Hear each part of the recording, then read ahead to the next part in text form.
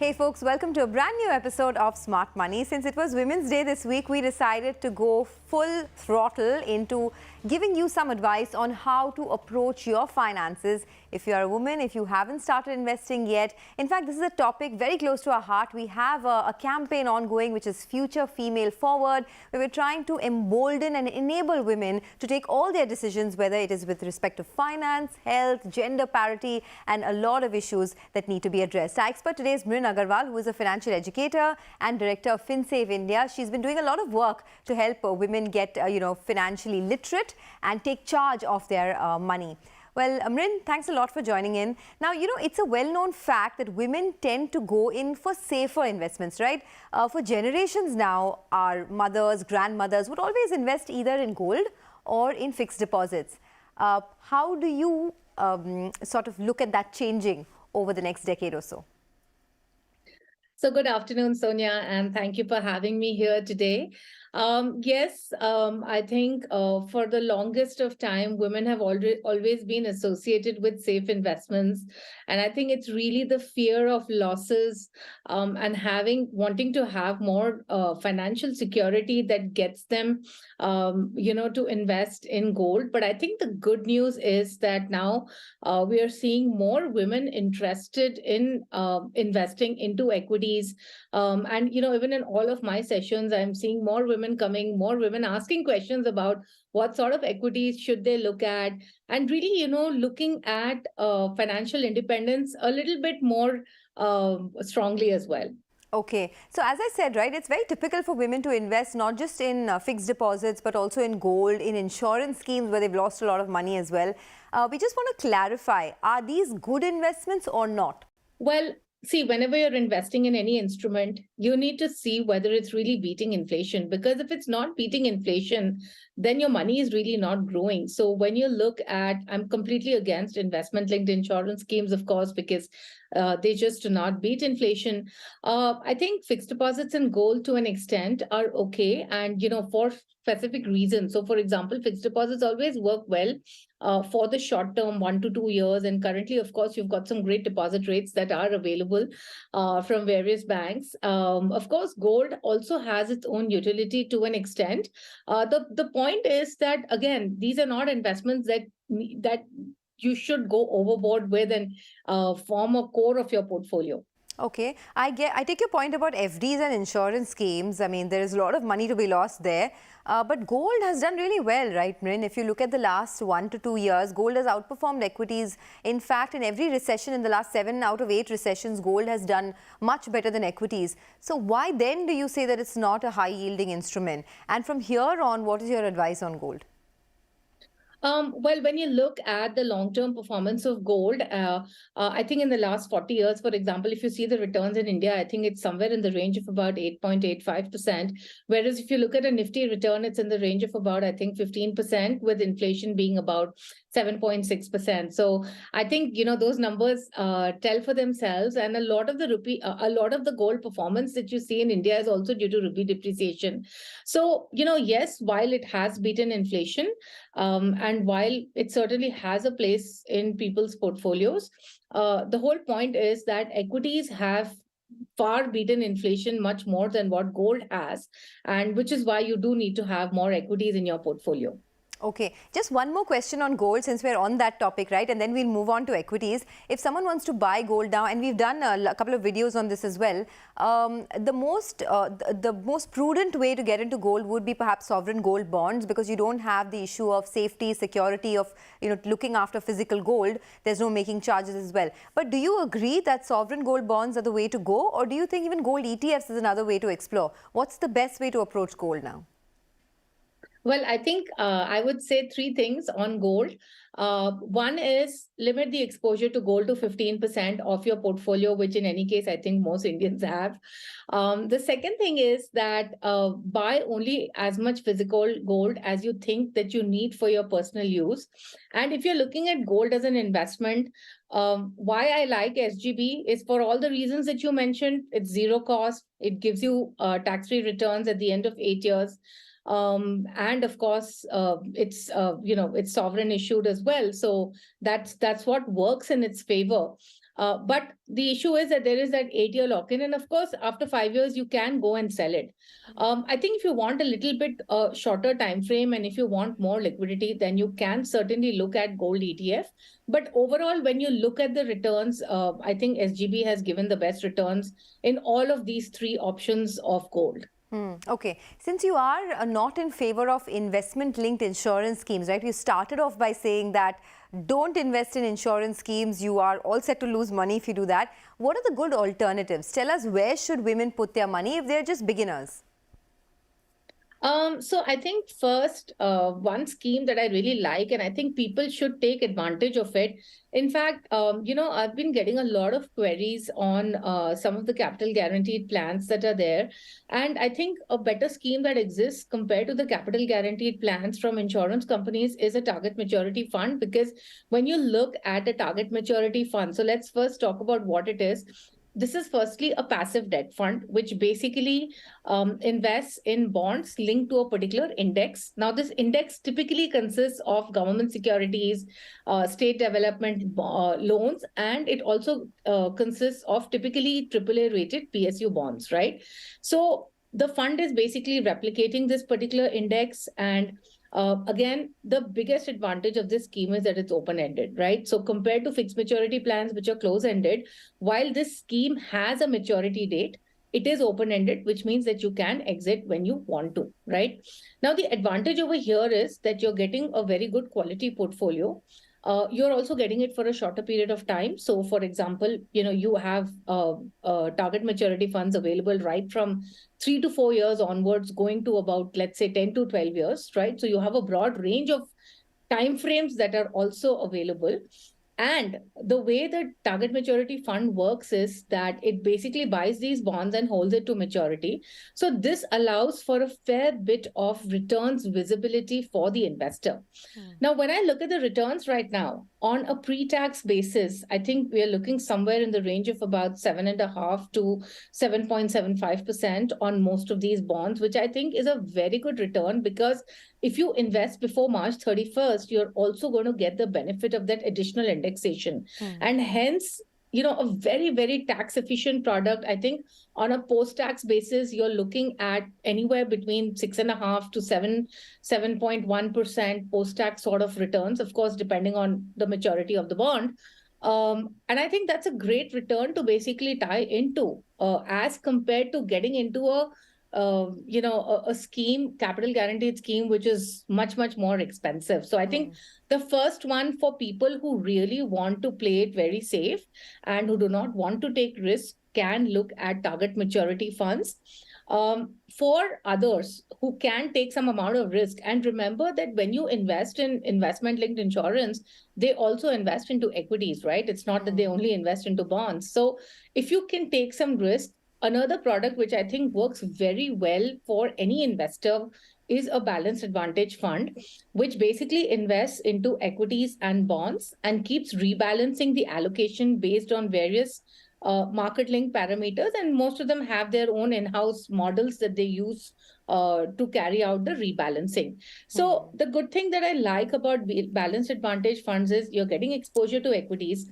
You're having the asset allocation being done for you, and you're getting rebalancing happening at regular intervals, which means that, when the markets are high, typically they would be rebalancing in favor of bonds and vice versa. So this is a good, both of these are good products to invest and, just remain invested for the long term without really having to do a lot of monitoring or, without having to keep checking these products on a regular basis. And that's why I like these two products a lot more than locking into any long-term insurance, because these are more liquid, can be exited at any point in time, and very, very transparent. Okay, so that's some really sane advice coming through. Ladies, if you're listening, there are two products that Mrin has spoken about. Target maturity funds on the debt side, which will give you a safe and secure return around about 6 to 7% post-tax. And then you have the balanced advantage fund, which is also, something that invests in stocks and equities as well. So you have a sort of a balanced portfolio. Mrin, it's interesting that you talked about balanced advantage funds. Generally, equity is a product product that women are hesitant to invest into. If a woman wants to invest straight up into equities, right, what should her strategy be? How much should she invest in balance advantage funds? Any other funds that you would suggest? Okay, so first and foremost, I don't recommend investment into stocks directly. The reason being, or even stock baskets for that matter, the reason being that it's very difficult for individuals and lay investors to really evaluate stocks. I mean, there's so many stocks. How do you figure out what to buy? How long to hold it to? Regulate your exposure to stocks and sectors, right? And of course, what do you do in volatile times? What happens if the prices fall? Do you hold on? Do you exit? Do you buy more?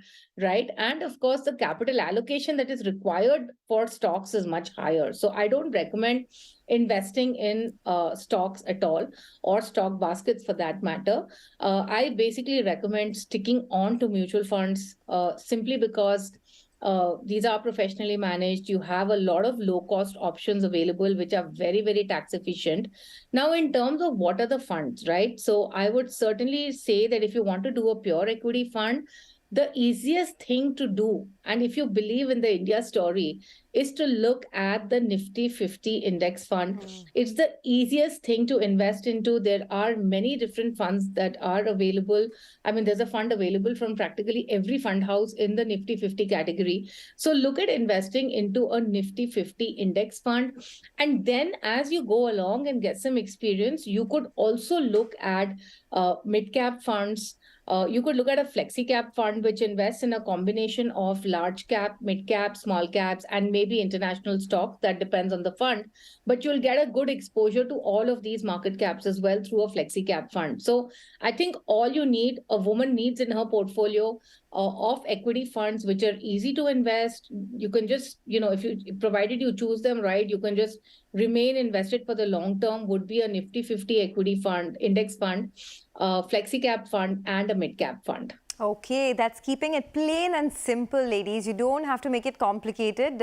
If you want safe, secure returns, just get into an index fund, perhaps a flexi cap fund, and maybe a mid cap index fund as well. All you're doing is benchmarking to the index, and hence you're sort of riding on the India growth story, as Mrin was saying. Mrin, we need to take a short commercial break, but I'm very interested to know what else should women be doing with their money. So we'll come back in just minutes from now. Stay tuned.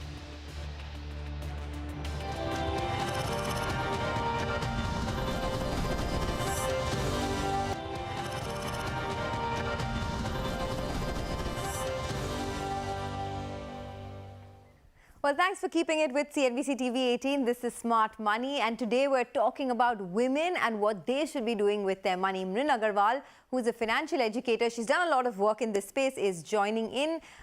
She's been with us through the course of the last 15-20 minutes, and she's been telling us about how a couple of things is what you can do. Perhaps just, play a little safe with target maturity funds on the debt side. On the equity side, you can look at balanced advantage funds, and you can also look at just index funds.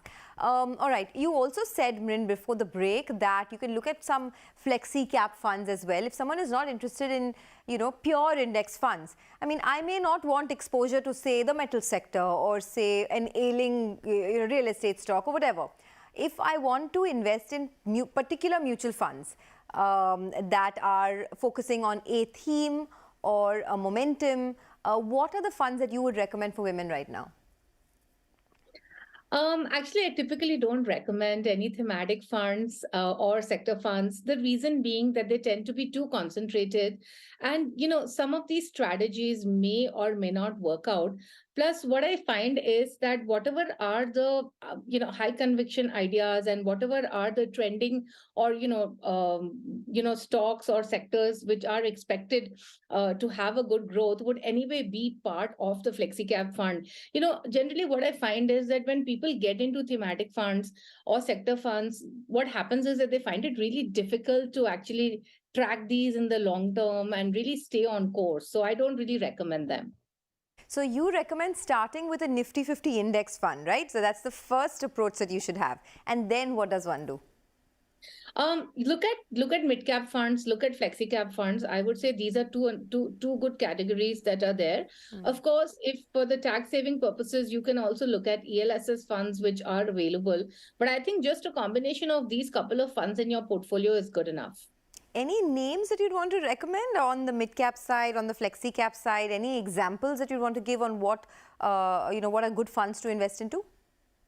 Yeah, I think, specifically on index funds, because I get this question a lot saying that, there are so many fund houses that are available today in the market and which one do I go with? So I think, the first thing is not only to go with the expense ratio, because a lot of times investors tend to look at index funds only based on the expense ratio.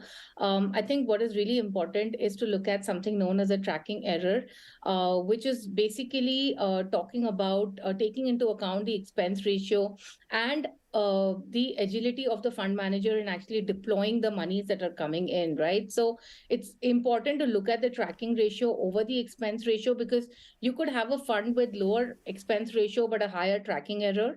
The tracking error can be found in the fund fact sheets very easily. So do use that to evaluate and then invest accordingly. On the FlexiCap side, the index funds, two index funds which I like the ICICI Nifty 50 index fund, and I like the HDFC Sensex plan. And two funds that I like on the FlexiCap side, I like Parag Parikh FlexiCap fund and the Kotak FlexiCap. I like Parag Parikh because of the overseas exposure. So you have this one fund that's giving you large cap, mid cap, small cap, and overseas exposure as well. And hence you don't need to look at an international fund separately. And okay, I have a question there. I have a question there, because Parag Parikh's fund has not done very well, right? Purely because of the exposure it has to the global markets. And as we know, global technology stocks, global banking stocks have been under pressure. What do you do at a time like this? Do you keep the faith?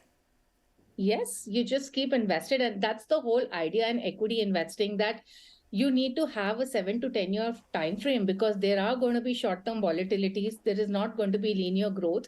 And certainly, the only thing that can help you manage volatility is the time, right? Because you cannot impact, how the markets behave is not in your hands. Okay.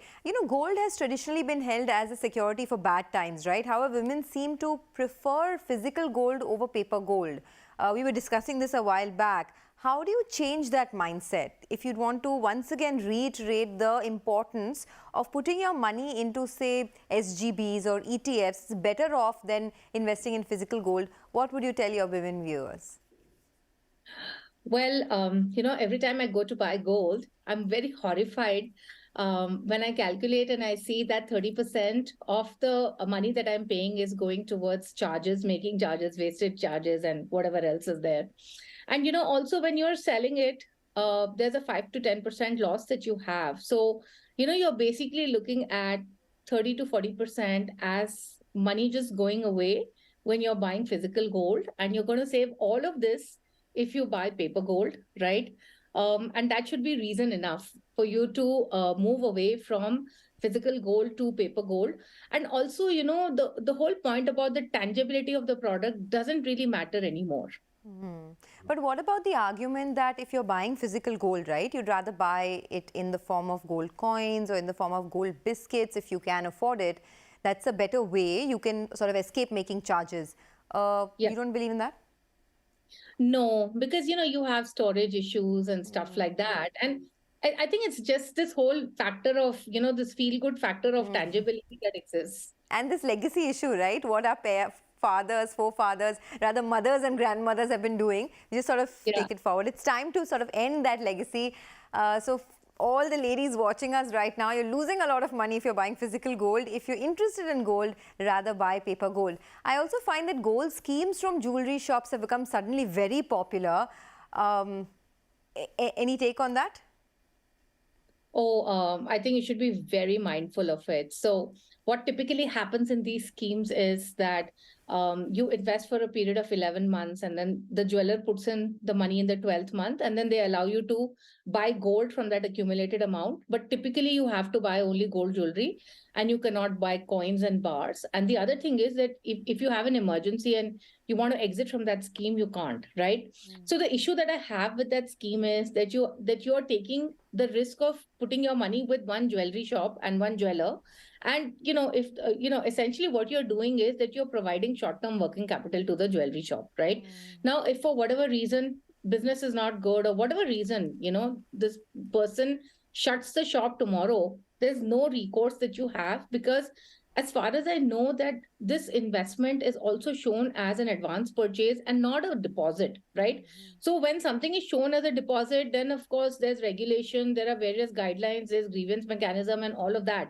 But when it is shown as an advance purchase, as far as I know, there's going to be none of that. So you're going to be at the mercy of the jeweler. So as such, I don't recommend these schemes. I know they're pretty high yielding, and I know a lot of people are attracted towards it because of that. But I don't recommend it simply because of the credit risk that exists with the product. Okay, that's very important advice. Thanks for that, Mrin. So for short, medium and long-term goals, right, let's get back to that. What are the products that women can consider in their portfolio? You spoke about a couple of them, but if you had to summarize for us, what should a woman's portfolio look like?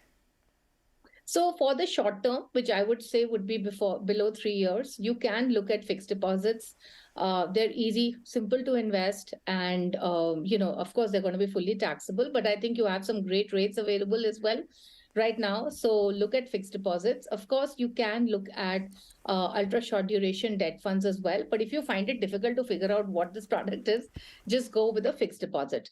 On the medium term side, which I would say would be between 5 to 8 years, you can look at the sovereign gold bond, of course. If you prefer gold as an investment, you can, of course, look at debt funds also. You can look at, for example, you could look at short duration debt funds, which I've always preferred over any other category in debt funds, because I have found the risk adjusted returns on these funds to be more consistent than any of the other categories. And the third one that I spoke about, of course, was the balanced advantage funds that you can look at. The fourth one, of course, part of the debt space is also the target maturity fund. So you've got sovereign gold bond, you've got target maturity fund, you've got short duration debt funds, and you've got the balanced advantage fund in the medium term space. In the long term, which is, let's say you're looking at really, really long term periods above 15 years, of course, equity funds can be looked at for any period above 7 to 8 years. But in the long term, certainly you need to have a good allocation to equity funds. I talked about the categories already. Another product that I really like from a retirement perspective is the National Pension Scheme. Again, in the National Pension Scheme, you have various investment options that are available. And the one that I like the most is the active equity choice, because it allows you to build a large retirement corpus. So certainly look at the National Pension Scheme as well. It's very low cost, very disciplined investing, because it matures at the age of 60. So these would be net the products that I would suggest: fixed deposits, mutual funds, and sovereign gold and NPS. Okay, that was very, very helpful, Mrin. 360-degree perspective on what you should be doing with your portfolio. And you know what? It's not just for women, right? It's for all the men and women out there who have not taken charge of their life. Remember, financial independence is a superpower, and we are here to help you achieve that. Of course, the occasion today is of Women's Day, so we're talking about women. But this is to everyone who hasn't taken charge of their finances. This is how you got to do it. Mrin, thanks a lot for joining in. Appreciate your thoughts. Well, with that, it is curtains down on another special edition of Smart Money. Thanks for watching.